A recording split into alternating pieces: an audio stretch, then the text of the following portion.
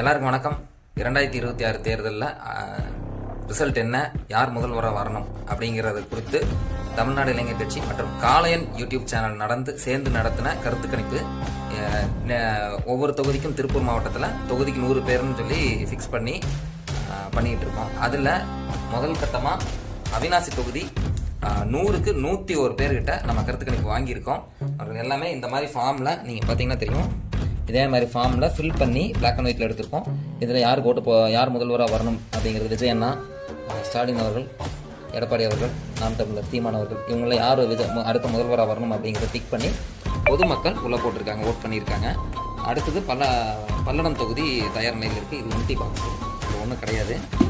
இது இனிமேல் தான் நம்ம வாக்கு சேகரிக்கிறோம். இது சேகரிக்க முடிஞ்சாச்சு.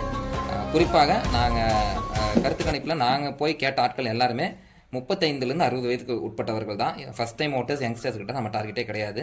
அதனால் இந்த பெட்டியை இப்போ ஓட் வாங்கியாச்சு. இதை சீல் பண்ண போகிறோம். இந்த வீடியோலையே என்னன்னாங்க இதை சீல் பண்ணி நாங்கள் அப்படியே வச்சுருவோம்.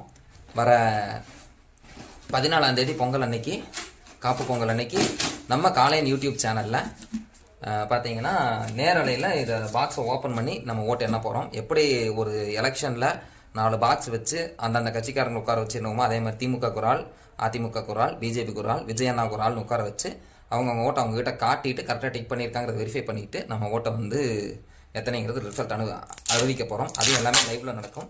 டைமிங் எத்தனை மணினா? டைமிங் எத்தனை மணி?